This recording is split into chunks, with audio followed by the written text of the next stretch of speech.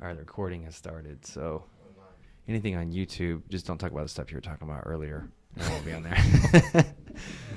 All right, we're live. All right, we're live with Joe Currens.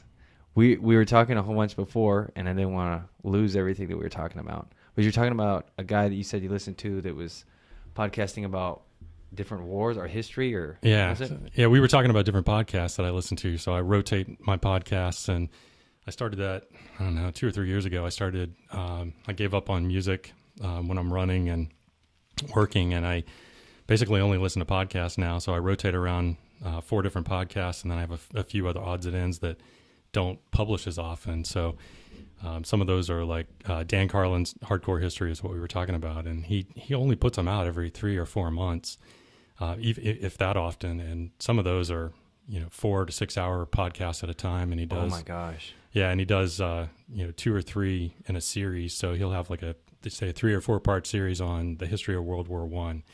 So you just get totally immersed into it. He's a great storyteller. He's real dynamic, and it's super casual and candid. Like he's just kind of telling a story. So it's really cool. That's it's great. Awesome. Yeah, if you're out on a long run, you got a long car ride or something like that, it's really cool. Just kind of lock in and listen to that. Unfortunately, our runs aren't as long as yours, but I mean, if I can find a 10 or 15 minute podcast, that'll fit my run pretty well. Yeah. But a reason I want to ask you about that is I started watching World War II in color on Netflix. Yeah. Right? It's like a slightly less intellectual version of getting all the history in. But it's really long. It's like, I think I'm on the 9th episode, and it's like 9 hours or something. But I'm watching it, and I realize, so I watch it, and then I come back to like my Facebook feed or whatever, and I realize I'm like, oh my God, our generation is just like, what's happening to us? Yeah. Because you see, this is the greatest generation, right? Right. 40s or 50s, or I guess it would be maybe 30s through 50s, 20s through 40s or 50s. Yeah, right. The generation right there. But I see everything that we're doing, and I'm like, people are microaggressions, right? Have you heard that term now? Yeah, I've heard that term, yeah. Microaggressions, and then /70 years ago, we're dropping atomic bombs. Right. So you see this difference, and it's very demoralizing. Yeah. that kind of gets back to what we were talking about a little bit earlier about kind of getting off of Facebook and social media in some cases. I was kind of getting wrapped up into really small issues that were kind of getting blown up into really big issues. Right. And I couldn't do it anymore. And I just had to back out of that and focus on the big picture. What do you think? You think social media is the problem, or you think social media is a magnifying glass to problems that are already there? It's probably a little bit of both. I mean, it's kind of like an amplifier, but I feel like people have always had opinions. There was just no outlet for it before, or it was just kind of around the table or around the bar or something. And now it just goes out to everyone, and it's sort of everybody has a green light. And on back of that, you've kind of got a sense of anonymity where you can respond and be aggressive in response rather than being thoughtful about what you're trying to do or what you're trying to say. And right. So I don't know. I mean, I don't think social media caused it, but it certainly amplifies the issue. And I also kind of think it might be something that we're working through. So I have a feeling, I hope in the long run, that it's going to be something that we work through this and we kind of figure out how to deal with people that we don't agree with. Yeah, we don't agree with, or we realize that they can have an opinion and it's different than our opinion, and that's fine. And our job is not necessarily to solve everyone else's problems, but I kind of like the idea of just listening to what everybody says and distilling it down to how it resonates with what I believe or how it fits into the systems I already have in place. Exactly. I've always felt like before in life, if I listened to someone's opinion that I didn't agree with, I would find myself getting angry with them. Right.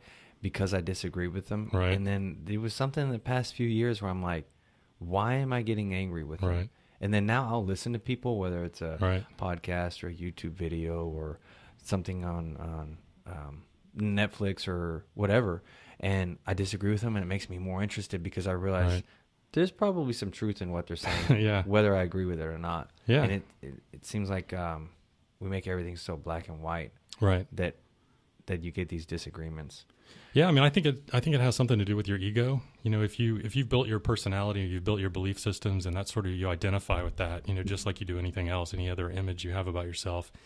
So if somebody comes along with an idea that's different or challenges something that you believe, then it's natural to have that ego defense pop up and say, I disagree with you because it's different than what I already believe. It's challenging your sense of self. Right. Which almost, We chatted about this. I don't know if it was on live or I don't know.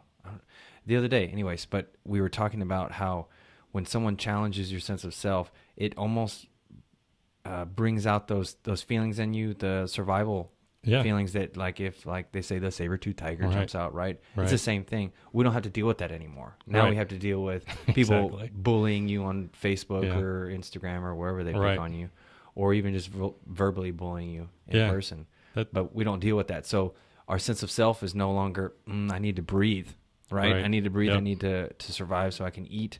It's I need to maintain this label. I need to maintain this social status. I need to maintain all of these likes on Instagram, all these little heart marks. Or, are those considered likes on Instagram? See, I'm on Facebook. I'm opposite. We were chatting. I'm on Facebook. I don't understand how to use Instagram. I found a direct message from like 2 years ago on my Instagram a couple months ago. But one thing I want to chat with you about, I like how we blew through all of that really quick. Maybe we'll come back to it. But so if someone asks me, like, what do you want to be when you grow up? I turn 30 in a couple weeks. But when I grow up, I want to be Joe Currens. That's what I want to be. Now I got to figure out what I want to be. So, and they say, well, who's Joe Currens? And I say, well, he's this guy that I trained jiu-jitsu with for a few years. I don't know, 4 or 5 years that we've known each other. 6 years. 6 years. Yeah. And then, and I go, let me tell you one thing that he did. This dude ran 100 fucking miles in Leadville, Colorado. I say this to everybody, and I know, when you're getting older and you start saying stuff over and over, and your spouse hears you say the same thing over and over, and you think you're telling the person, but half of your brain's like, she's like, oh my God, here he goes again, saying the same shit, right? So I say he ran 100 miles without stopping. Maybe he stopped to get water or food or whatever in Leadville. And if you don't know, this is the second part of my phrase. If you don't know, Leadville is the highest altitude city in the United States. And I look at them and I wait to see how they react. That's it. I swear on my life, Joe, I've said that 25 times. Well, I need to start doing that. That's a better intro than what I got. You could put it on a business card.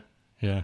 Tell me about that. Tell me about that run. It was cool. So, I mean, maybe a little bit about how I got to that point, because it really was. It was sort of a defining point for me. I made a big transition at that event, and I've been running for a long time. I started running when I was 30 years old, so same time, right? Mine was because my doctor told me I was gaining weight and asked me what I did for exercise, and I told him I don't do anything other than raise my kids and go to work, and so he told me I got to do something. So I started running, and I just kind of ran casually for a long time, and just gradually built it up. And I literally started with run for a mile until I could do it without stopping, and then built up to 2. And so I started building it up, and I ran for a long time. And then I overheard somebody saying, they were describing somebody else, and they said, "Oh yeah, he's a marathoner." And I thought, wow, that would be really cool. I should be a marathoner, Right.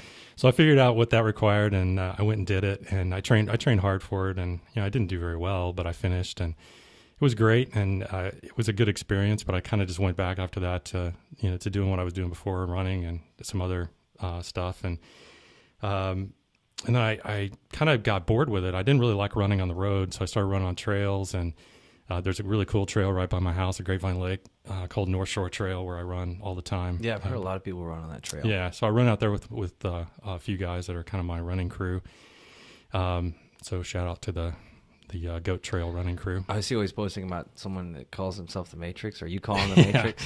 Yeah, that's my buddy Rich Wessel. He's a superstar runner, and he and I used to play hockey together. We actually met playing ice hockey. And I was running and he was running. We actually lived pretty close to each other, so we started running together. And he's really been an inspiration for me for running. And actually, we were out running on a trail run one time, and I knew about ultra marathons, which is basically any run that's over a marathon, which is 26 miles. And he had kind of been toying with it and doing a couple. And he had a really good friend that lived out close to Leadville, and I knew about the Leadville race. It's kind of legendary in ultra marathons, and he was going to go out there and pace this guy. So pacing in ultra marathons is when you're running a race, after about halfway, you can usually have somebody that runs with you. So it's called a pacer, and you basically just kind of keep the person's morale up and make sure they're doing the right things and making good decisions and don't get lost or wander off in the woods or whatever. And he was going to go out there, and we were so Rich and I were out running. That's the Matrix. And he said he was going to go out and run. He said 50 miles with him, and I thought he said 15, and he was asking me, "You think I can do this?" And I was like, "He runs more than that all the time. What is he talking about? Of course he can do it." So he's going to run the second half. Yeah, so he's going to run the second half with this other friend of ours named Ladislav, who lives out there in Vail. And after about 5 minutes of talking through this, I realized he said 50, and I stopped, and I literally stopped in the middle of the run, and I said, "There's no way you can do 50 miles. There's no way." Mm-hmm. And he said, "I think I can do it." And so I started thinking he was crazy, and but he started training for it, so I started training with him, and he went out there and he did it. And so he was training. That's cool. He was training to help somebody. Yeah, he was training to help his buddy. Double. Yeah, which is a really cool thing about that ultramarathon. Trail running in particular is it's very kind of communal, and there's a lot of support involved. So you're working with other people and for other people all the time. So that was really cool. So so my buddy Rich started doing these ultramarathons all the time, and he of course I just kind of tagged along, and I started following him. Like I said, he's an inspiration to me. So we went out there, and so I ran in 2012, which is right after we met.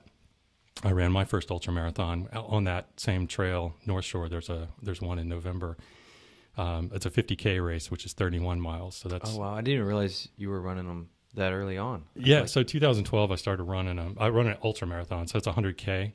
I mean, that was 50K, sorry. And so then I gradually built up, and I kind of felt like I could do it. Mm-hmm. And so 2014 came along, and Rich was going to run Leadville, and so I decided I'd go out there with him. And I'd run by the time I'd built up to run 50 miles, and I thought I could do it. I could at least try. And there's a pretty, the first 60 miles of Leadville is pretty hard. But I thought, I've done 50 before, so I could do that. And so I went out there, and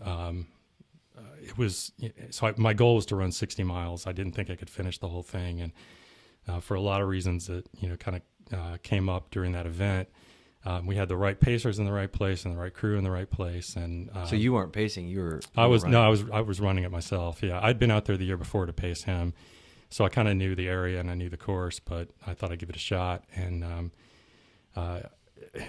basically, the bottom line is I got to 60 miles with a lot of help from a lot of people, and they have cutoffs every 7 to 10 miles. There's aid stations, and each one of those aid stations has a time cutoff. So if you don't make it to that aid station in time, you basically can't finish the race. They cut you off. Oh wow! Yeah, so I was running about 15 minutes ahead of the cutoffs, which is really close. Mm-hmm. And I got to the 60-mile aid station with about 15 minutes to spare, and I was running with this guy Ladislav, who Rich coincidentally had gone out there to pace a couple of years before, and he's a really good runner. If we get a chance, I'll tell you more about him later. And he's very familiar with the course, and so he was running with me, and he said, let's keep going. So I was kind of on autopilot, just going with him, and so we ran. That was about 9:45 at night, and so we basically ran all through the night, and we were making the cutoffs, and we got to there's another cutoff. The last one is at 87 miles, and I didn't even know that there was a cutoff time. I thought that once you made it to that point, it didn't matter what time you made it, they'd let you finish. Mm-hmm. And I found out from some other runners on the course that there is a cutoff at that one. And so at this point, the sun was starting to come back up for the next day. So just for background, you start that race at 4 a.m. on Saturday morning, and you have until 10 a.m. on Sunday morning to finish. So it's 100 miles, and you have 30 hours to finish.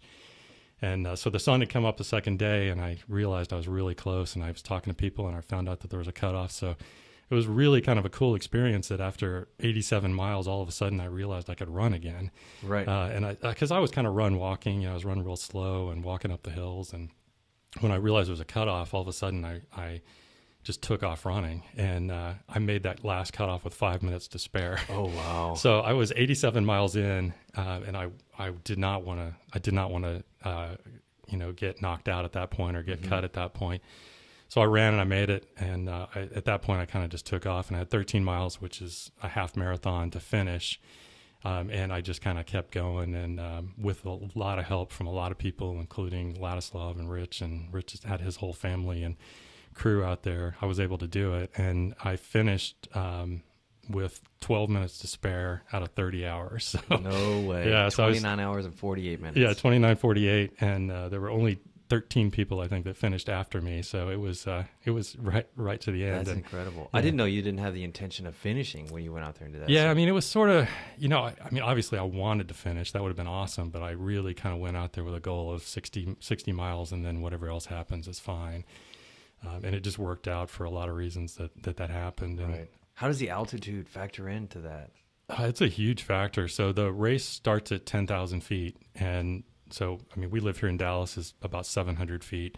So there's just no way you can acclimatize to it. So we went out there a week ahead of time just to get used to it. And we ran in Santa Fe a little bit. I had a friend that lives in Santa Fe, or lived in Santa Fe, Peter, who's maybe listening in. So we crashed with him and ran a little bit out there, and then we went up to Leadville and ran for a week just to kind of get used to it. But it's a major factor. It goes from 10,000, it goes up and down mountain passes and hits 13,000 as the high point, and then you basically do that whole course coming back. So it's an out and back course.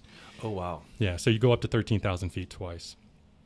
So it's a lot of elevation. So it's a big deal, and it can have a lot of kind of physical effects that can shut you down for digestion or just headache or dehydration or whatever. Are there any sort of breathing exercises you do? No.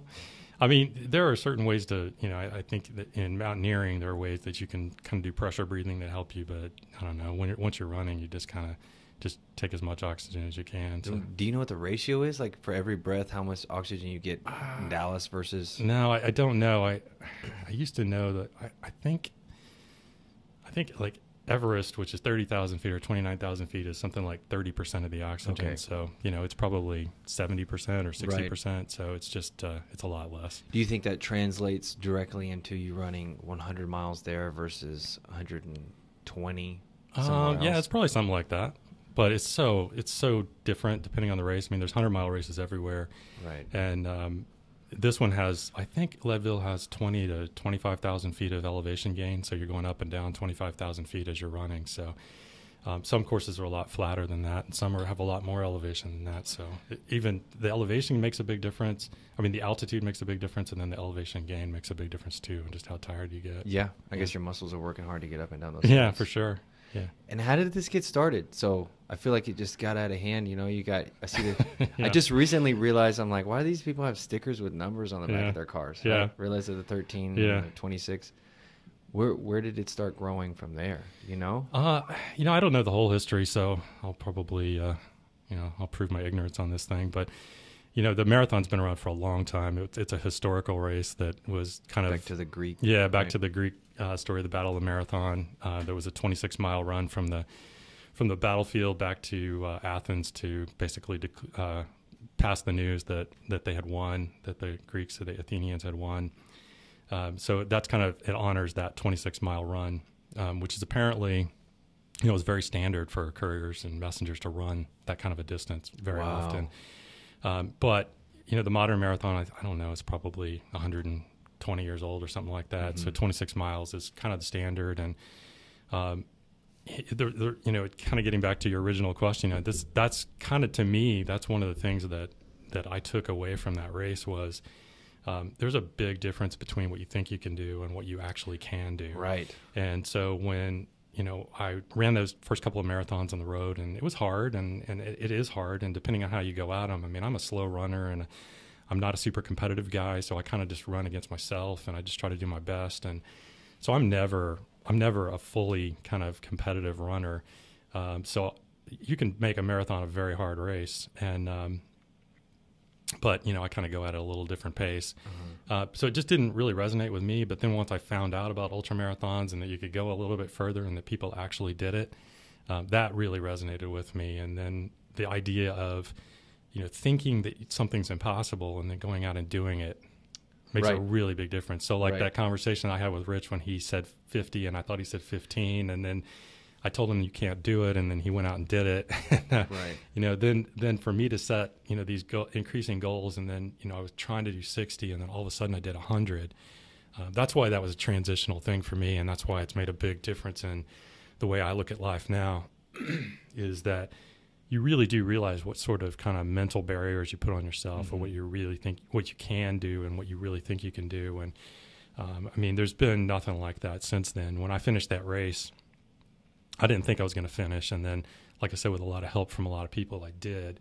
And I mean, that's the only time I think in sports, I mean, outside of family, I've ever like burst into tears over something, being that happy about right. something and overcoming something that you just really didn't know you could do. And so that changed my life. And so that was 2014. So, I mean, we're only 3 years later, and I feel like I really hit something deeply kind of meaningful and spiritual for me only three or 4 years ago, So when you say versus the marathons and these ultras, it's not, for you, it was never about running faster than somebody else. Yeah. It was about proving to yourself that you can do something that you didn't think you could do. Yeah. And that's awesome because, I feel like that's, an evolutionary step above where a lot of people are at, because you're not trying to win. You're trying to better yourself, but not be better than somebody else. Yeah. It's kind of it might be kind of a chicken and the egg thing too. 'Cause it's like, if I was capable, like if I felt like I was an elite runner and I could go win one of these, maybe I'd have a different attitude, right? But for now, my attitude is I didn't even think I could do this, so I just want to finish. And then once I finish, then I want to do better the next time. So for me, it has to be against myself, because I mean, I can. It's kind of the same thing. I'm still putting these barriers on myself, these burdens. Like I'm 51 years old now, so I'm not going to be able to win a Leadville 100, and I was never an elite runner. I was never a competitive runner. And the people who win those races, I mean, for perspective, so I told you I finished 29:48, and I think the most recent winner of the Leadville race was probably right around 17 hours. So, oh, wow. Yeah. So, I mean, they're running a little bit less than twice as fast as me. So, I mean, it's a total difference, right? So I'm really kind of forced into the bucket of competing against myself and just doing my best. Right. Well, I guess if you look at it in a big picture, whether you're competing against yourself or someone else, I could be wrong there, that even if you're competing against someone else, it's pushing us as humanity to get better regardless. Yeah. But I feel like it's a little bit more spiritual when you compete against yourself. Yeah. And I think you and I used to have these conversations a long time ago. I kind of went at it as sort of a bigger, not just running, but, everything I've tried to do in my life is try to kind of look at the bigger spiritual kind of, where is this all going? And it seems like the more I learn about it and the more I learn about myself, I think it's kind of enough just to figure out what it means for me, So I've sort of backed off of my big picture, like figure this out for everybody, and just kind of looking at it as figuring out for me and what does it mean for me. Right. Yeah, there's an analogy I heard a long time ago. I think it was C.S. Lewis, who's a Christian writer, but he made a really good point. He said that it's like we're an armada of boats, and all the boats, they can't sail straight, right? They're all going crooked and hitting each other. Right. But on everybody's boat, they're sitting on the deck yelling at the other people what they should be doing rather than focusing on driving or, steering their own boat straight. Yeah. So that's a perfect example. But it can be really easy to fall into that. Yeah, for sure. Understand. So running, you think, brings you back, it centers you and back into yourself to overcome those barriers. Yeah, I think so. I mean, it works for me. Like, I'm really conscious of the fact that it doesn't work for everybody. And for somebody else, it might have been something else they might have found, music or painting or running a business or whatever that appeals to them and resonates for them. It's just that I think I was searching for this, and it hit me through this experience, So the whole world of kind of doing new things that are beyond what I think I can do, it just kind of tied in really well with endurance, and I've kind of found a little niche there that works for me. So I remember you telling me about you had buddies that would hallucinate while they were running. Yeah. What's the story with that? Well, I think it's a really common thing. They found some mushrooms along the way? Yeah. Well, red mushrooms. Yeah, that does happen. But I think it's a real common thing for endurance athletes and super long distance sort of events like that, where you've got, you're talking about 30 hours plus of constant kind of athletic performance and constant, nutrition issues, and you're not eating as much as you were, and you may be dehydrated, and you may have altitude issues, and it's super common to get hallucinations. And so, I have nothing. I personally, I've only had 2 experiences. They were both on Leadville, but yeah, I've heard lots of good stories. And my buddy Rich he's famous for seeing things along the way that oh really that don't exist. Yeah, don't want to throw him under the bus here. Yeah, we were on a different race. There's a race in Arkansas called the Arkansas Traveler 100, and I was pacing him, and he was paced by his nephew earlier. And we were running along, and it was the middle of the night in Arkansas in the mountains, and there's nothing going on. It was cold, and we were just moving along. And I asked him if he had seen any cool hallucinations or anything, just kind of keep the conversation going. And he said, I think he said, this may be, I may have just kind of embellished the story in my own mind now, but he said something along the lines of, yeah, I saw some zombies when I was running earlier, but I didn't want to tell anybody because I didn't want them to get upset. I remember you telling me exactly like that. Yeah, so I think that's the way the story went. And you do see weird things because there's, they to mark the trail, they put up chem light, little lights. And so you see those in the woods, and they're way off, and they kind of look like they're bouncing. And so your mind kind of turns them into things. And, I remember in Leadville, I was running by myself this one part at night, and there were clouds with the moon behind it. And I was like, part of my brain was like very conscious. That's the cloud with the moon behind it. But the other part of my brain was, that could really be a UFO. That's exactly what it looks like, and my other, I was kind of having this argument. I completely understand. Yeah. So I knew it wasn't, but I convinced myself that it kind of was. And that is the definition of hallucination. Yeah. But the only cool hallucination I got was at the end of Leadville. I was sitting there. I was already done. I was hanging out with some friends at the finish line, and I was just sitting there staring at the sky, and all of a sudden I could see numbers and letters just like coming up in the sky. And I was like, wow, I'm actually seeing a hallucination. This is cool. This is what I paid my money for. Right. And then later on, I was getting dressed afterwards. After we finally gone back and showered and cleaned up, and I was getting dressed, and I could see them on my skin. I could see the numbers and letters popping up again. Was there any sort of pattern or It was just like lines of just like random numbers and letters, like they didn't mean anything. And I remember it was one of those moments like I could see it. And I remember I was in the mirror, and I looked up at myself in the mirror, and I'm like, I'm actually seeing this. Like, this is so cool. So like you said, half of your brain was aware that it's like lucid dreaming almost. Right. Yeah, exactly. Very aware of it. But that's as cool as it's gotten for me. Wow. I bet there's some correlation between this, hallucinations and the chemistry of the brain and the spiritual aspect of you feeling like you're breaking through those barriers and stuff. There's got to be, because you're leaving these neural pathways that you'd operate every day. Get in the car, put the seatbelt on, shift the gears, all of that. You're leaving that. And it's almost like your brain starts firing differently. Right. And we always assume that the way our brain is firing every day, that you wake up, you drink coffee, you go through this routine, work 9 to 5 or whatever it is, that's real, that's normal. But it's not. And I think when you run or you do some hallucinogen or whatever it is, it takes you out of that, right? And you see there's way bigger picture here. It's more than just a painting. It's almost 3D. So you feel like there's a correlation there? Yeah, I do. I mean, I really think that's kind of, what we were talking about earlier about even, people challenging your opinions or challenging, something, a long-held belief that you have. And whether it's valid or not, it's something that you identify as yourself. And I think it's the same thing. I think you're breaking through and you're breaking that frame of perception of either this is something I've believed since I was a little kid and maybe that's not right, or, maybe this is something I never thought I could do and now I can do it. I think it's similar. Yeah, I mean, you're breaking through belief systems. Your brain and your mind and your physical. I mean, you're actually literally physically forced to change your way of perception. What you think is possible and capable of. Wow, that's cool, man. So, Leadville 100 3 years ago. Yeah, and then now you do Ironman. Yeah. You were an Ironman. yeah, that was a really cool experience too. That was so while we were training. So we have this running crew that I mentioned. So the main guys in the running crew, me and Rich, the Matrix, and there's this other guy, Lance McCaskey, and then there's another guy, John Winstead, and so they're all really good athletes and really competitive guys. And so those are the guys who actually do end up on the podium. They're the guys who actually win awards in these races. But so while Rich and I were training for Leadville, Lance is also a guy that we played hockey with. We were on the same hockey team. He was training for an Ironman, and so he was running with us. So Sundays was a trail day, so he would always run with us on the trails on Sundays.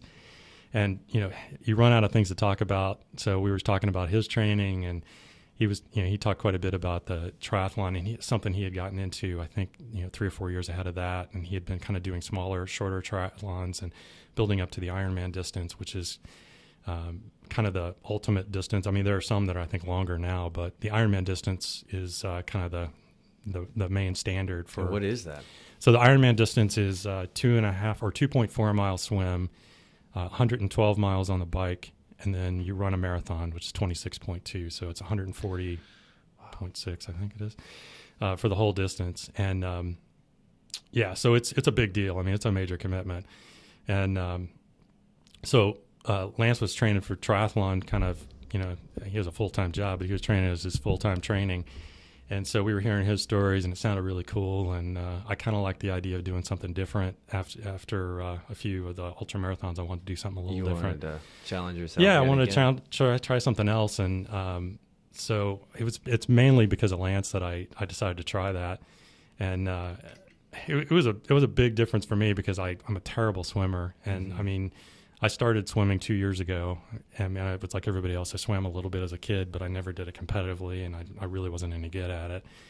And 2 years ago, I jumped in the pool when it was super hot in the summertime just to try to do something different, and I could barely get down one length of the pool. And so I'm like, how am I going to do this? And but I just kind of eased into it the same way I did with running. I just, like in running, I did 1 mile and then 2 mile and 3. So this, I just started swimming a little bit. I finally bought a bike because that's kind of a piece of critical gear for triathlon. Yeah. And it was also a major barrier to entry because it's not cheap. And so I started doing that, and I did a couple of short ones.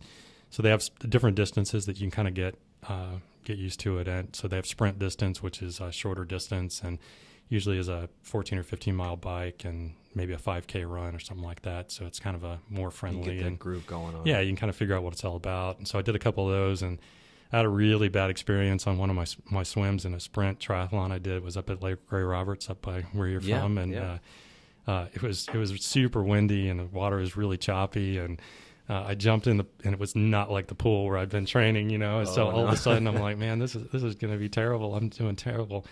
And I kind of fought through it, and I had a terrible swim, and but the bike went great, and the run went okay, and so I'm like, well, I can do this, but I gotta. This isn't just going to be bootstrapping this up and doing it on my own. So I got a coach who's Lance's coach, who's a really cool dude named Jeff Bennett, who's done so many cool things that he's inspirational himself because he also did Leadville 100. He was one of the first guys that I knew that did that. So So he's a really good coach for me because he has experience with the kind of things I like to do. And he got me on a serious program. And so last year, 2016, I did a half Ironman, which is half of all those distances I mentioned down in Kerrville. And that went really well. And so I just wanted to step it up and try it. So, so this year I signed up for an Ironman in Chattanooga, Tennessee, and trained really hard this summer, and it went super well. It went way better than I thought it was going to, and I had a really bad run on it. It's like my thing I'm most comfortable with didn't go very well. Everything else went great, but I met all my goals and I got it done. How do you manage all these? I'm sure there's a lot of injuries among swimming, biking. Yeah, I guess there could be, but I mean, I'm super conscious about it. I try to focus on it. So it was kind of like my part-time job, and I just basically made sure that nothing. Right. The main thing I did in that was every time I went to jiu-jitsu, if anybody touched my legs, I just basically tapped right away. That's the secret that most of the day walkers know. Shout out to the day walkers. Oh yeah.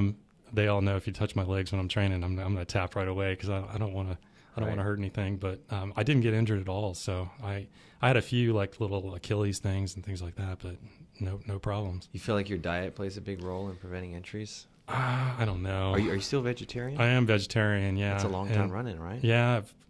No pun intended. Yeah, that's good. 2008, so about 9 years. Wow. I kind of, I've gotten a little bit looser about it lately. I've kind of tightened up some areas, and I've gotten looser on other areas. I don't get real hung up if I get in a situation where the only option is meat, or if it's a social situation, I don't avoid it. And so it's not a religious thing for me. It's just something I actually started doing it to kind of challenge myself, and I really like the health benefits of it, so I do that. But I'm not 100% locked in on it. So that's admirable because as we were chatting earlier, a lot of people are identifying with with this vegetarian, more so the vegan. Yeah. Yeah, I won't name names, but apparently there's somebody recently that somebody I know was telling me about who was really bad. You know, they're vegan and they want everybody to know they're vegan because they're morally superior than everybody around them. And they're woke. Have you heard that phrase? Yeah, I've heard that phrase, yeah. They're woke. I'm a little too old for that, but yeah, I've heard that. That's my third time using it. Yeah. But I mean, there's this idea of you're more awakened than everybody else, but you want them to know. Yeah. So therefore, it kind of contradicts itself. Yeah. Whereas I feel like me making fun of them contradicts itself too. Right? But I know what you mean. I mean, that's one of the things that I can't stand about it is, and I don't even talk about it because I don't want that to come up, and I don't want it to be sort of a label that I have. And I think it gets down to, I have this really good friend of mine, longtime friend, Tim, who he's the one who originally kind of got me into not so much Buddhism as a religion, but just kind of as a philosophy and a thought pattern. And we were having a conversation. I can't remember exactly what it was about at one point, but he basically said it comes down to what your intention is, right? So, so in my opinion, like the vegetarian or vegan or something like that it's all about what your intention is. What is your root intention? Exactly. And if your intention is, because I think it's a way to, in my case, I originally got into it because I thought it was a way to decrease suffering in the world, right? So that's a really big thing for me. I think suffering is it is an inherent part of life, and if I can do something to reduce it, then I'm on board, right? Did you generate that, you feel like, from your Buddhism studies? Or I think that came directly out of Buddhism. But like I said, I'm not locked in on that. I'm not a practicing Buddhist or anything like that. Right. I just kind of like some of the stuff I got out of it. But if that's my reason, then I'm going to stick with that as the reason. And I don't want it to be because, I've got a bumper sticker that says, I'm this or I'm that. It's really important to me to not do something like that for external purposes and for external validation. And in the long run, I think if you seek that validation from somebody else, whether it's your friends or your family or some random person on social media, then it's gonna come up short. Yeah, you're never going to get it, and you're only going to want more. You're going to be afraid of losing it. Yeah, I learned that one. I think it's all about internal validation, and if you're the kind of person that, if you can become the kind of person that sets your own goals and seeks out what you want, and then you're comfortable with that, and you feel like you've met your own validation, then that's where you want to be. So right. Yeah, I can relate to both sides. I grew up, I think, very narrow-minded, and I've been through experiences, not a whole bunch, but now that I'm almost 30. When's the big day? November 4th. Okay, coming up. Yeah, remind me to tell you we're going to have a little get-together. So. All right. But everybody's invited. Come on. Yeah, everybody's invited. Hit up Lucia for the date and time. But she's looking at me like, I'll kill you. I don't know. Been through a lot of experiences, to open my mind up. And I remember, like, even if, let's say when I was in high school, if you told me, I've looked into Buddhist teachings or whatever, I would have looked at you and I would automatically put you in this box, right? Where I'm like, he's confused, this or that, he doesn't understand, or and I realize now, and I think this is what you're getting at, where, like you say, you don't put the bumper stickers on your car. You take here or there is we don't have to put ourselves in this perfect shape. You know what I mean? Like that shape that I was talking about, where our mind is this, our day to day is this. We live in this the box, right? Right. Almost living or thinking outside of the box and realizing there's a lot more going on here than we see. Yep. And this is arrogant assumption that we get nowadays that we understand everything. So I have this theory. I don't think I've said it on here yet, but I've been wanting to say it really bad. I call it the orange dot theory. All right. Have I said it yet? Okay. I like it. This is awesome. Okay. So orange dot theory. If I hold a piece of paper, or if I hold orange in front of your face, right up in your face, that's all you see is orange. And so you can say, hey, I see orange. And I'm like, no, you're wrong. It's purple. Because sitting right next to you is somebody else, and all they have in front of their face is purple. Right? And then maybe another color, another person. And reality is, if you take a couple steps back, it's this big painting, maybe the painting of the Mona Lisa or something, right?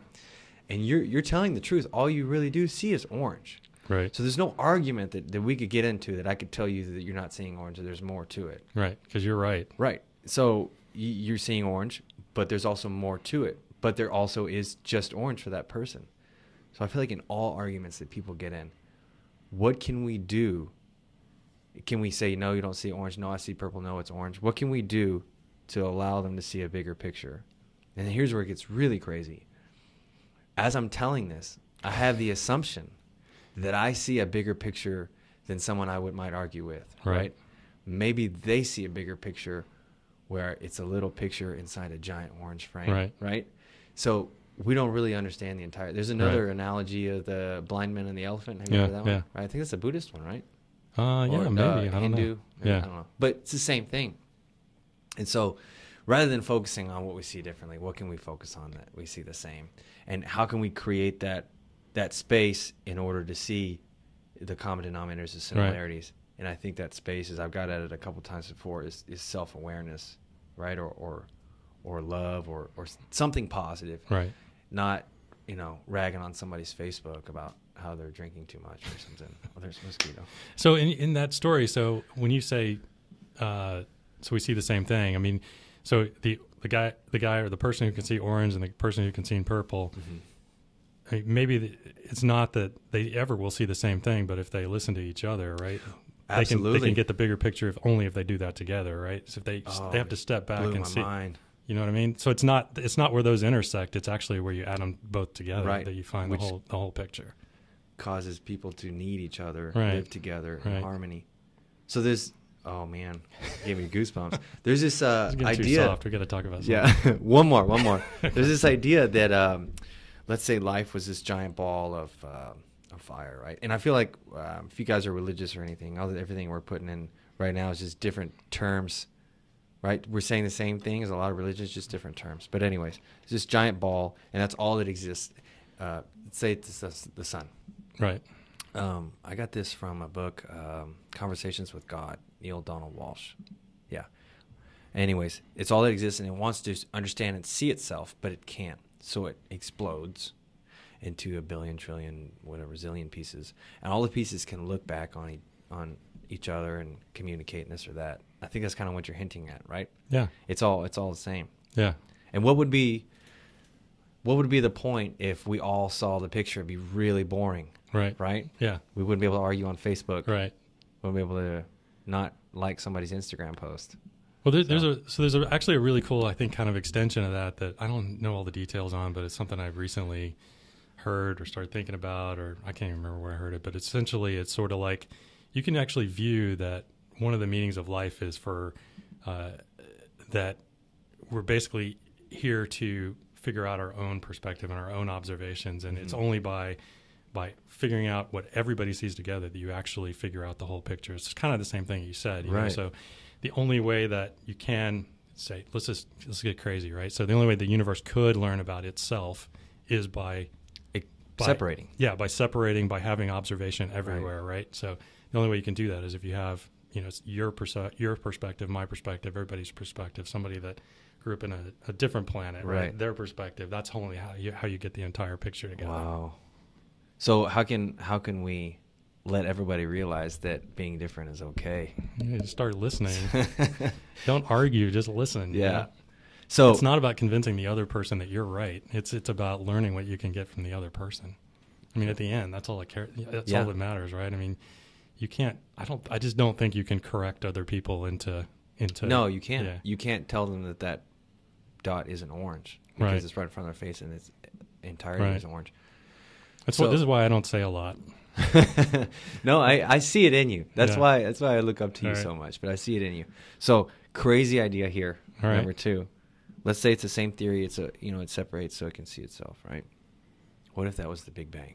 Yeah, right. Right. Or what if that was the creation, the Monday or whatever it is in the religions, the first of the 7 days, and then it explodes out, and then like you said, the reason is so it can see and understand itself, work together, harmony, and then there's a theory in science. I don't know the name of the theory, whereas everything went outward.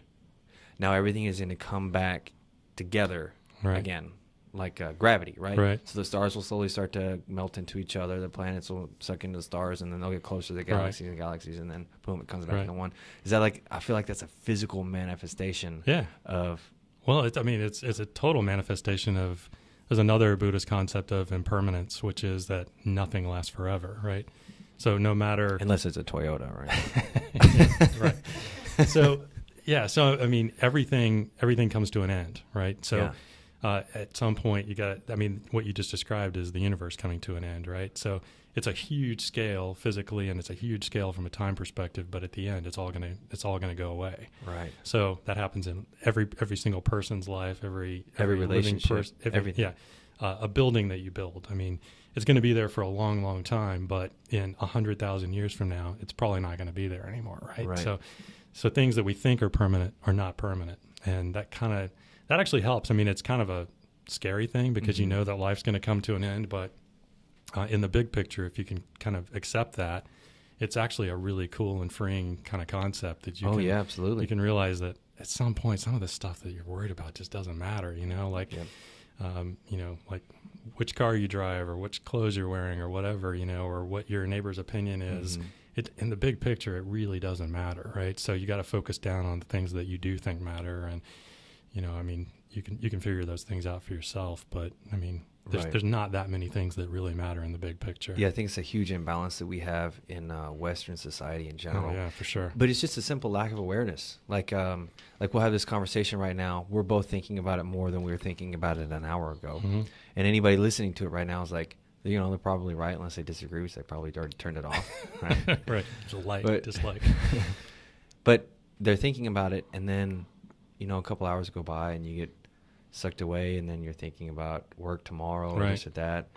And it's these scales that are tipped more, I wouldn't even say materialistically, worldly, right, than inwardly or spiritually. But then the scales can tip the other way, where you have the monks that go away in the mountains, and they, you know, they only live for that other one. Right. So it's like, where's the right side there? Do we tip it this way and realize, hey, nothing lasts forever, so I'm going to party it up and live like crazy, YOLO, right?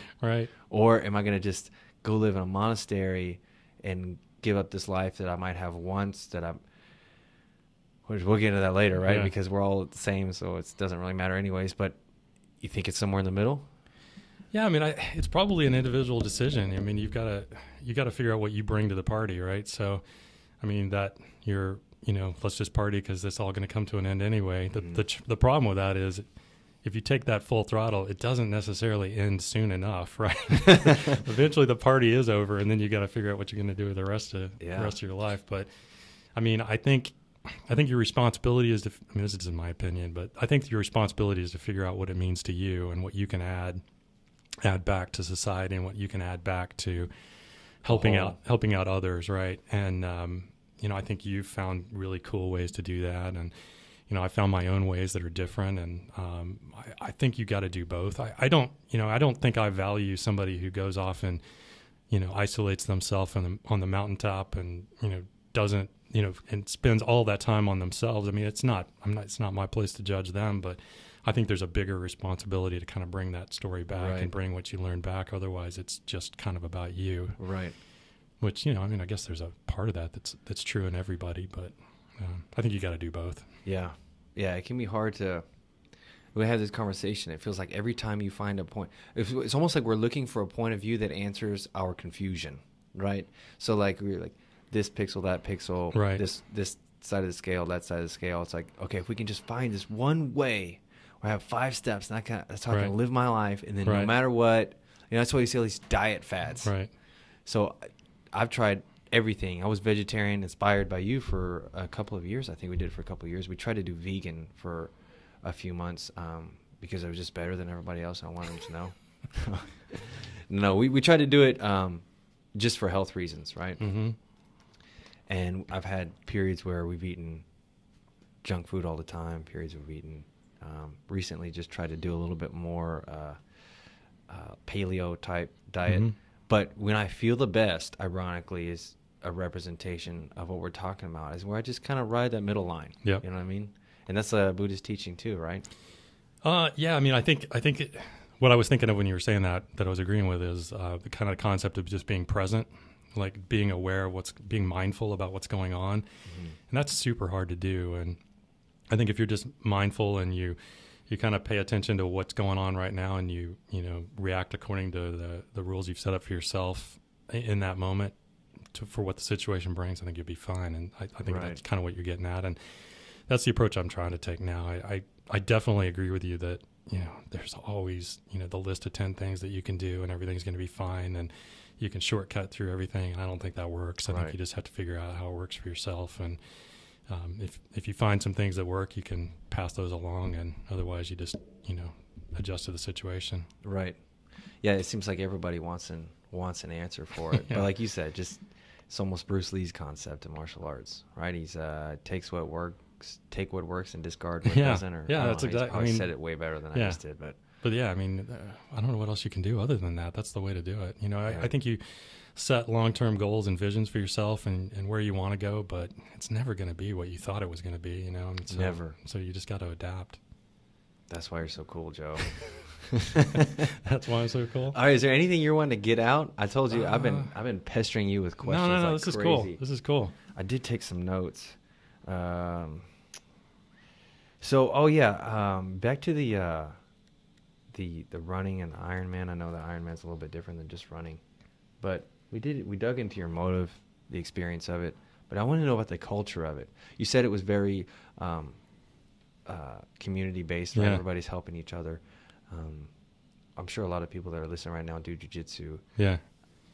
Would you compare it similarly to like a martial arts culture, or like maybe like CrossFit or something where, people are finding like they have a place to express themselves and they have people supporting them? Or you think it's a little bit different? Yeah, it's that's kind of an interesting thing to talk about because it's definitely different. I think each one of them have their own culture. I mean, jiu-jitsu definitely has its own culture, and you go gym to gym, it has a different culture. And I think that those sports, I mean, I kind of view them from my own perspective, obviously, but, I don't really personally identify with, generic running culture. It just, like road running, it doesn't really resonate with me, but I think you've come out to a trail running event with me before, and I think you see that it has a totally different culture, and it's I like it a lot. I mean, that's my favorite because it's very welcoming, very open, very kind of diverse, and very, whatever you bring to the race is what you bring to the race. And there's a super competitive element. Mm-hmm. Like I said, some of the guys that I train with are super competitive and they're really good, and they also want to win. And I think that's great. But then there's also people that, that do a totally different thing, and they just kind of have fun with it. I'm only 2 years into triathlon, but I can tell you coming into it, it was pretty intimidating because it's a very big culture. So it's way bigger than trail running, and it's probably bigger than jiu-jitsu. Wow. So it's I mean, hundreds of thousands of people doing it. The race I was in Chattanooga was 2,100 people, and there were age groups of 5. So I was in men 50 to 54, and there were 210 people, I think, in my age group alone. So it's big and diverse, and so it's kind of overwhelming when you hit it. And then on top of that, you walk in and, there's people with much cooler gear than you, and there's people with $10,000 racing bikes, and there's people that, have really strong backgrounds at competitive sports that they bring to it. So it can be overwhelming and intimidating, but I think if you work through it, you can find the people that, that fit with you, Right. And, I was kind of, like we mentioned, I've been off Facebook for a long time, but I was kind of watching some of the groups. There was a group specific to this race that I did in Chattanooga, and I saw an expression in that there was, I can't remember exactly the way they said it, but basically in triathlons, they start in waves. So age groups started at the same time because everybody goes into the swim at the same time. Mm-hmm. You don't want 2,100 people jumping into the water at the same time. So they kind of pace it out, and they go age group by age group to kind of spread it out.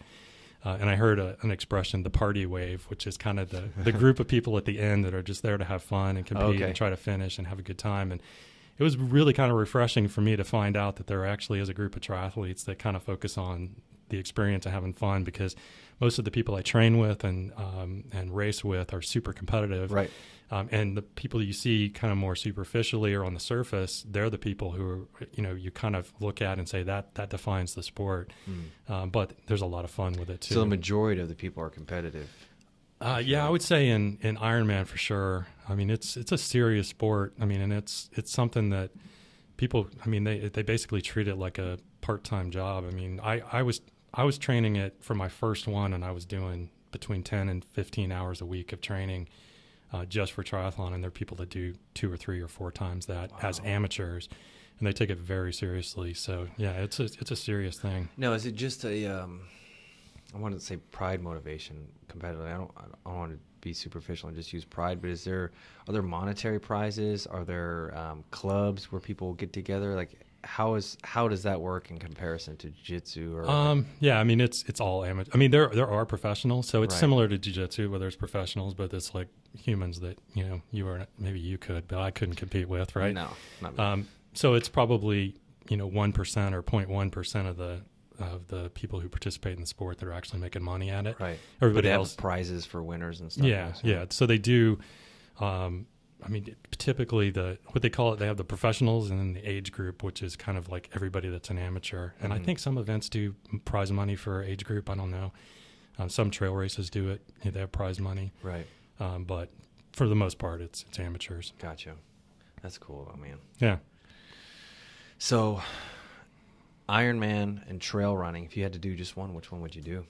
I'd probably just do trail running just because it's a little bit more kind of laid back, which is it kind of fits my personality a little bit better. Right. It's so much easier too. It's just, I mean, it's easier in terms of just the logistics and just like I just show up with my stuff and I just go and run, and that's easy to wrap my head around. But I really do like the triathlon. It's kind of cool, all the components of it and the technical aspects of the bike and the mechanicals on the bike, and the swim is tough and challenging. So I like the idea that it pushes you to get better in a lot of different things. Yeah. That's really cool. And then bringing it all together, and it's a very cool event. So whereas trail running is like kind of super simplified and focused down to just, get out there and be a runner. And then, I mean, it's not quite that easy, but the triathlon, there's more components to it. So I like them both, but if I had to only pick one, I guess I'd pick trail running. It's almost a little bit more technical version.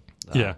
The triathlon. Yeah. So Ironman is just one section of the triathlon. It's not. Ironman itself is a brand, so they own the races. Okay. So, I mean, I don't know how many races they have, but 100, I would say at least close to 100 races a year, maybe. So in that range. So, and that's an Ironman branded. And so it's also at the distance. So they own that kind of distance, but there's other races that race that distance that just not branded Ironman. And then there's other races that or half that is called a half Ironman. That's a 70.3 mile total distance.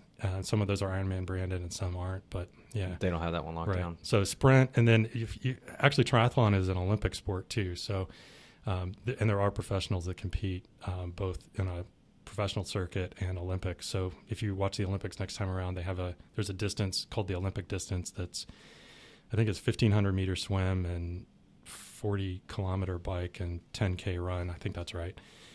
So there's all kinds of different distances, and then there's races everywhere. So you can kind of go and anybody can do it in their neighborhood. Like, there's do they one share in the town. same ratio, like all the distances?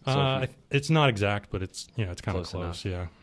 So for anybody that want to get into running or triathlons, what would you suggest for them? Because you said you got in when you were 30. I'm sure there's a lot of started people. running when I was 30. Yeah.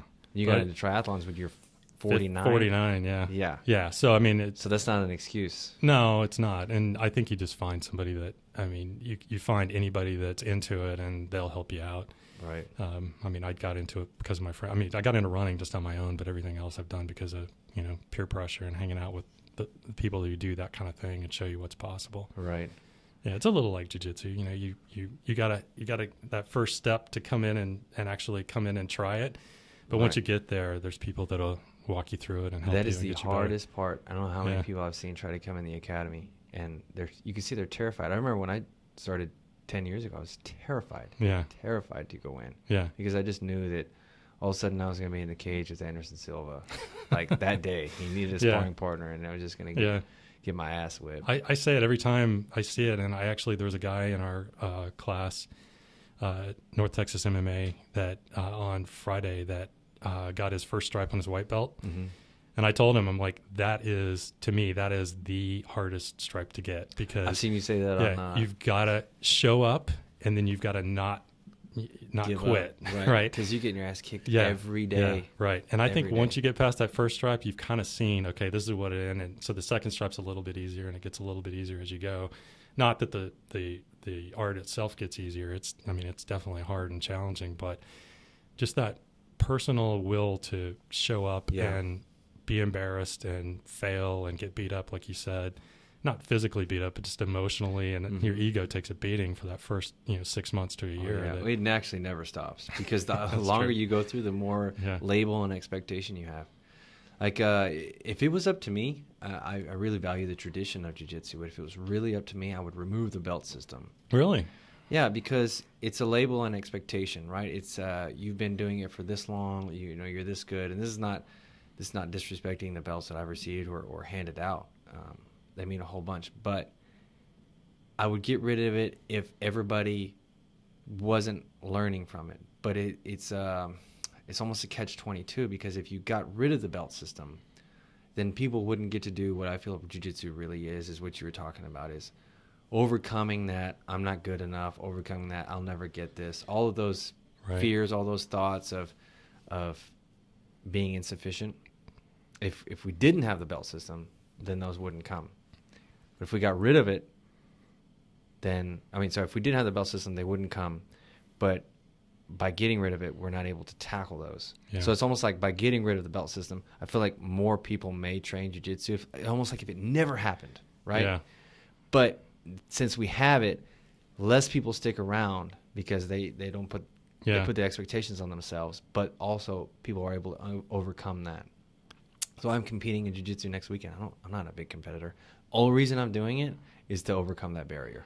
That's the only reason. That's good. And unfortunately, I feel like I'm going to be out there with a lot of people that aren't there to overcome the barrier. Yeah. They're over to overcome me. But I'm trying to overcome that barrier, Yeah. So it's funny you say that about the belt system, because I've actually been thinking about, I've never really thought about not doing it. But I remember when I started, like, it was the most important thing to me, because I wanted to not be a total beginner, right. And I felt like that was a representation of my progress. And I guess that's the point of it.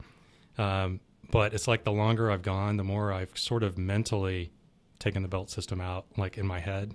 Yeah. Like I know it's still a part, and I think it's really cool, and I value the tradition. Exactly. But I know what you mean, because in my head, like I've sort of discounted it. Like that's not what's important. Like what's important is actually learning it and getting better. And I actually kind of struggled this year, because I was doing so much time on this Ironman training that my jiu-jitsu really suffered, and I wasn't training as much. And coming back to it has been great. But I've also come back to it realizing that what's important is committing to it and continuing to learn it. And the thing I've seen now that I'm starting to open my eyes up to is guys like yourself and Matt and Terry and the other black belts that I see at North Texas MMA, that as you continue training, you see that it's the black belts that they've already kind of gone beyond that belt. It's like they've crossed that big hurdle, and now you see them out there still learning every single day and still going at it and still focusing on the technique. And it's almost like I haven't really put it into my mind the way you said it, but it's almost gotten to the point where I see that the belts don't really matter. What matters is committing, and that's what I'm starting to see from the black belts that I train with now. Is because once you get there, you're still going to keep training. Yeah, right? If they really mattered, you would quit. Right. Which I've heard of in other martial arts. People, they get them in a couple of years and they get their black belt. Yeah, and then they're and done, they right? just quit. Like, okay, I got my degree. I'm done now. I'm done right. with school. But you weren't really doing it for the belts anyways. Right. But like I said, without them, you wouldn't learn that lesson. You know what I mean? You would just be going. You would be going to grappling class every day. Yeah. You'd be learning submissions and escapes and positions, but you wouldn't get that aspect of it. So I wonder how that translates into what we were saying earlier with different points of view. Without them, it's almost like we have to have the bad in order to realize the good. You can't appreciate light unless you've experienced dark. Right. I almost want to backtrack and say if we got rid of the belt system, we wouldn't learn those lessons, Yeah. It's almost, you're right. It's almost like only by having it that you realize that it's like, that's not the point, right? Right. But maybe that's one of the lessons of the belts, is that the belts don't really matter. They don't, but they're really cool, and the tradition behind it is awesome. You know, yeah, it's one of my favorite parts about jiu-jitsu. But I see what you mean. Like, now it's sort of like it's getting to the point where it doesn't. That's not the point. Yeah, and then with competition jiu-jitsu now, you have so many talented lower belts. You know, for those of you that don't know, there's only 5 belts. So even people that are their second belt training a couple of years, they're so talented. Mm-hmm. Competitively, they can beat someone who's gotten their black belt already. You know, right? In a competition, but you see it often. Yeah. And so then you say, well, how does that work? Because when you really dive in deep to the belt system, you believe, okay, this person is belt level 3, this person is belt level 2. Well, then under no circumstance would belt level 2 ever beat belt level 3, right. Ever. You right. know? And then without the belts, you wouldn't realize that, which is a total ego crusher too. This is kind of the cool thing about jiu-jitsu, is that it doesn't. At some point, the belts, that's another reason why it doesn't matter, because what matters is what actually happens, right? Right. And what actually happens could be for 1,000 different reasons. That somebody that's a lower rank beats a higher rank. It could just be that day. It could be, you know, a particular mistake that person made, or it could be the situation. So you're right. In that point, like the surface of the color of the belt or the stripe level or whatever, it doesn't matter at some point, because what matters is what actually goes down on the mat. Yeah, so rather than looking at a white belt armbarring a blue belt, you'll see this person succeeded on an armbar because this person made a mistake here. Right. Now let's look at that, fix that, and hope that it doesn't, or try to prevent it from happening again. And then there's so many variables too. Like, yeah, but that's the difference in mindset between someone who's growing and then someone who's stuck in their ways. I think that's a really good way to look at it. So one thing I want to ask every guest that comes on the show. Oh, yeah, we always try to get questions before we ask. What do we got? Dave Turton? He's always asking questions. Loves you. Love you too, Dave. He's our artist for the Academy. Have you seen the stuff he's done? No, that's cool. Yeah, so our circle logo, the monkey and everything, go take a look at it. Like, okay. Look at it. He has a tablet, and he will start drawing. And there's nothing on that tablet. It's like a touch pad or whatever, and then you have a professional logo that looks like some Fortune 500 company. Really? It's amazing. That's cool. He just did our new logo for this podcast. I don't know if you saw that one. It was me making that goofy ass face. I like that face picture. I sent him a text. I was like, hey, can you make a logo with my goofy ass face and say a cure for your opinion? So he texted me back. He goes, the face didn't look too good, so here's another one. But I've never really known. I've known artists like maybe amateurs, but he is unreal. Oh, that's cool. Unreal. I'm not kissing your ass, Dave. You're pretty cool. I tell him that all the time. It better be a good question now. Yeah, what's he got? I wanted to ask about working with bad IT bands. With what? Oh, bad IT. Oh yeah, bands? he's big into fitness too. So first of all, I'm not very good at recovery, but I haven't had an IT problem in a long time. In fact, I think it was right after that first marathon that I ran that I had a serious IT band problem. So IT band, and I'm not an expert, but it's essentially the tendon that goes on the outside of your leg. So it attaches up, I think, close to your hip, goes down past your knee and all the way down into the lower leg, and it's on the outside of both.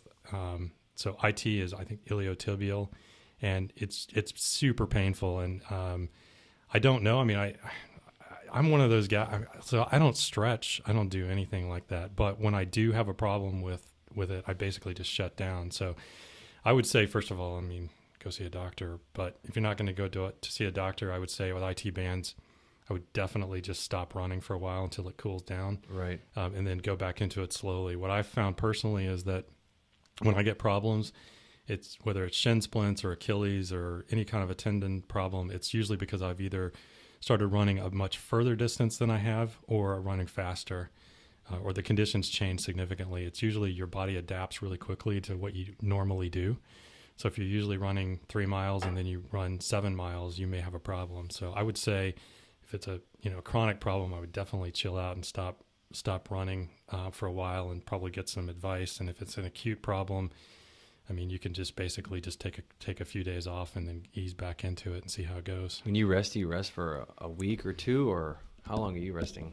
So when I was training this summer, the only problem I had an Achilles problem a couple of times, and when I did that, I basically just back off of that particular activity. So one of the cool things about triathlon is you're doing different sports, so you can actually just shift over and do something else. Right.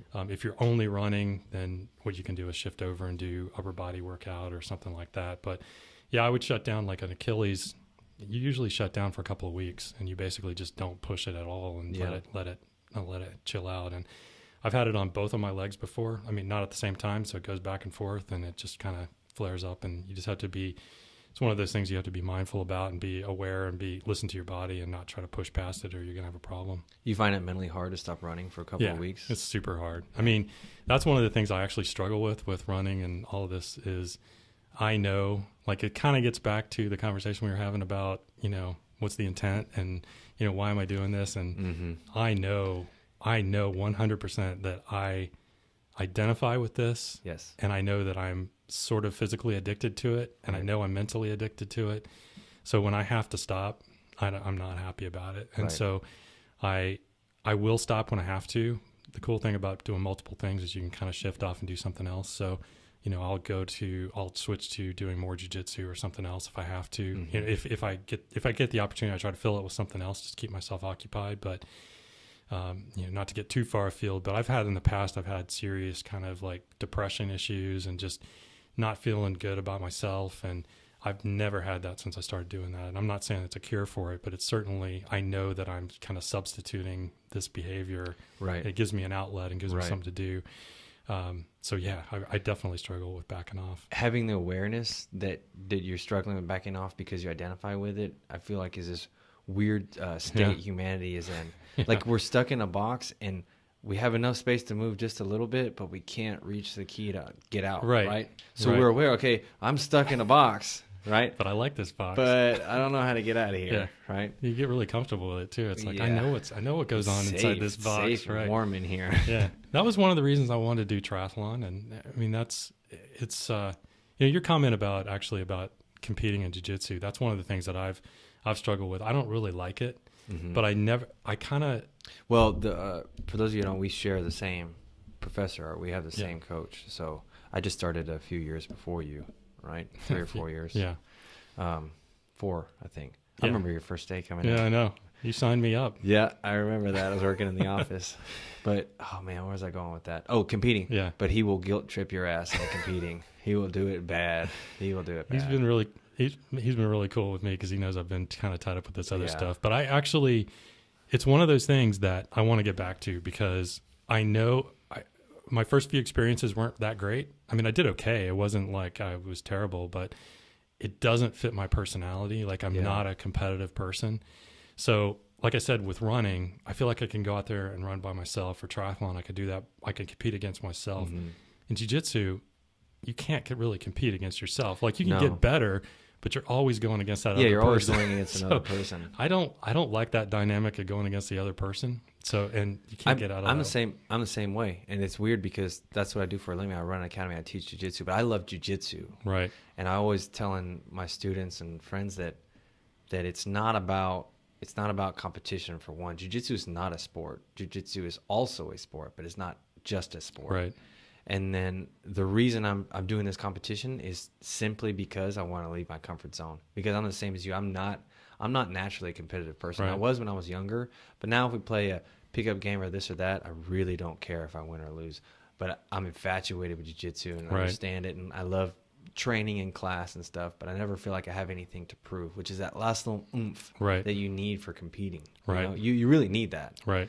But at the same time, I don't want to run away from it. So if I ever have a feeling like, I don't want to compete because what if I lose in front of my students? They're going to think I'm not as good as I really am. Or I don't want to compete because, I'm not good enough. All of those thoughts I have in my head, those are barriers I want to break through. Right. And so screw it. I'm going to That's great. jump in and do it. I got to get there because I got to find a way to go through that the exact way of thinking it through to make it fit with what I like and what I know will motivate me. Otherwise, it's just going to be something I sign up for and I'm going to dread it until the day it happens and I'm going to go and do it. And it'll be fine and I'm not going to die or anything, but it just won't be something I enjoy. I got to find a way to build it into something I enjoy. And I think I can get there. I just got to get there. Well, aim for that goal, I would say. Don't aim for You do want to try and win, right? But aim for that personal barrier of overcoming those, as some people label them, demons or voices in your head or whatever they are. It's kind of weird. Like I don't want to sound like a schizophrenic, but if you sit back and chill, you actually do hear voices in your head that tell you you're thinking thoughts, and you say, I'm thinking these thoughts. Like, no, these are electrical impulses going through your head right now. Right. And where are they coming from? They're pre-programming from when we're younger, ideas or concepts we have about ourselves, but we're all somewhat hearing voices in our heads. Yeah.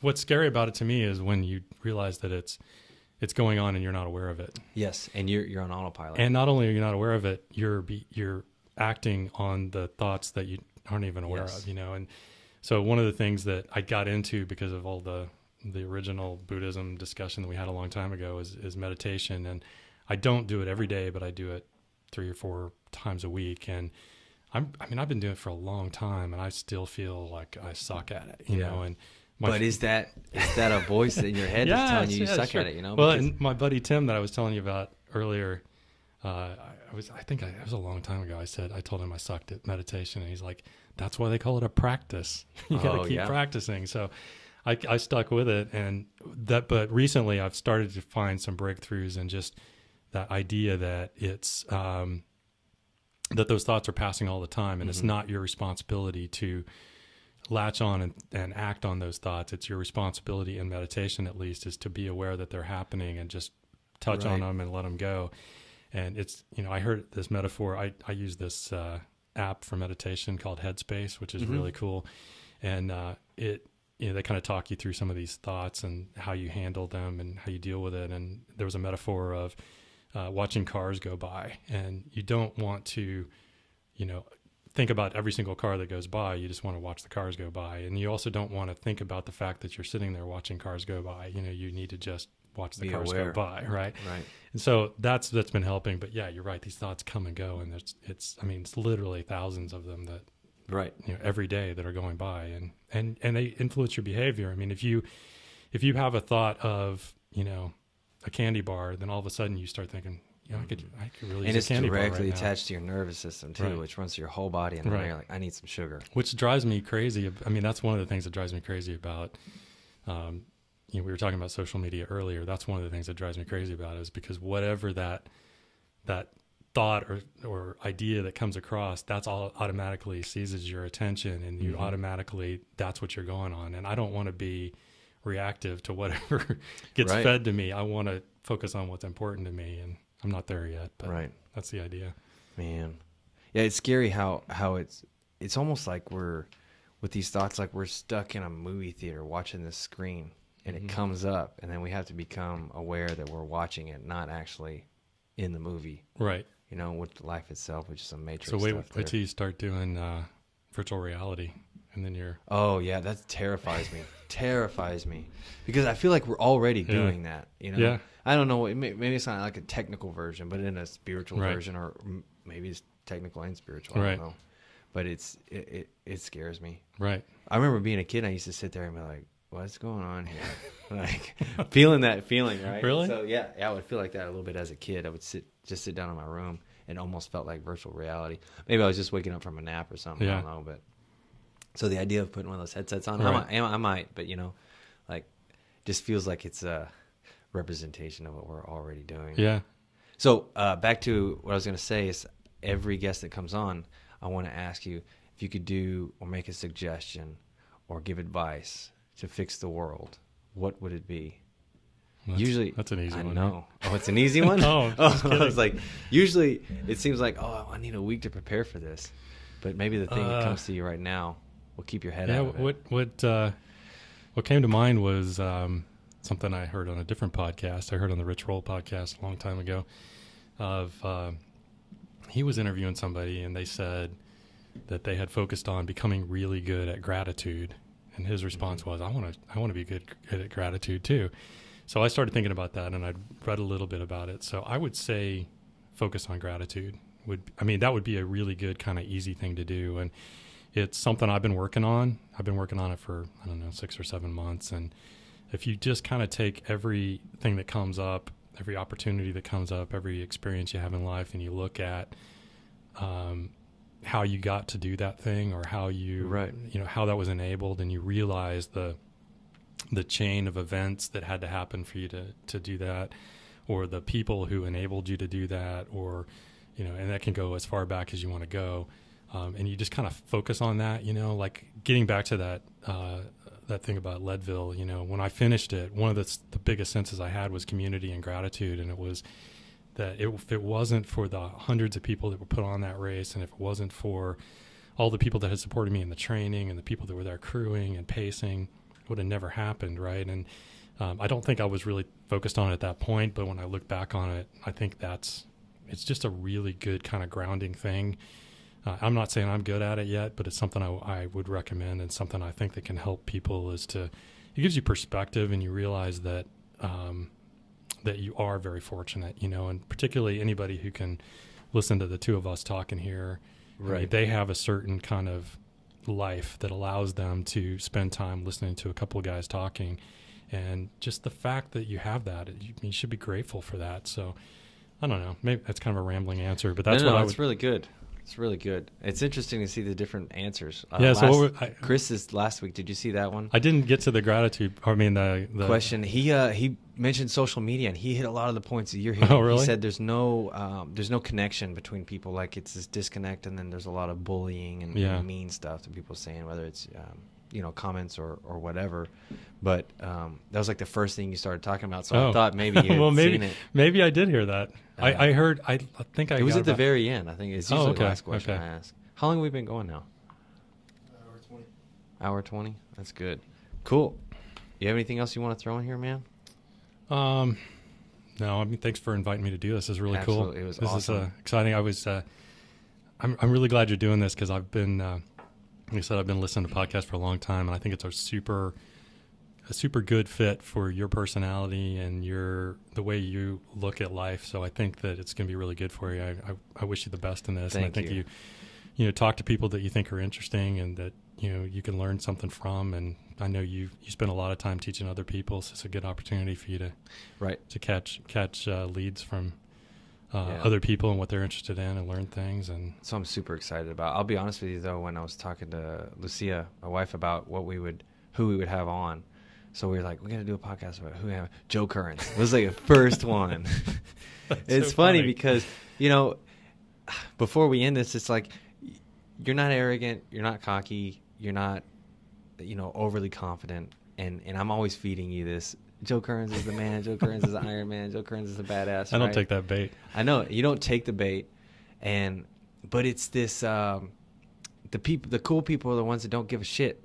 You know what I mean? Yeah. Like, oh, you sent me that picture one time. Oh, me? Man, yes. Let's remember. It was a guy, and it was a couple of people. It was a stick figures. A couple of people, and they were like, Joey's so cool. And then Joey had a balloon, and he was going up in the air, and he was like, fuck you. He's flipping them off. You know what I mean? I do it's remember like that now. Was it? Yeah. Did I get the picture right? That was right? generally right. I got to find that now. Yeah, we got to find it. We'll post it on the the video here. But, I'll Photoshop Joseph. Yeah, Photoshop his face on there. But it's like the harder you try, the less, you know what I mean? It's like this inverse thing. So that's why you're so damn cool, Joe. I appreciate you're open-minded and you're awesome. And I'll stop kissing your ass because I don't want you to change. Yeah, well, I'm going to listen to the next one. You're going to say the exact same thing, right? All right, I guess we're done. Thanks for coming on, brother. Yeah, you bet. All right. That's cool. Thanks. Cool. That was awesome. Good deal. We gotta find that picture. Yeah, we do. That's funny. I can see it now. I didn't know what it was when you said it.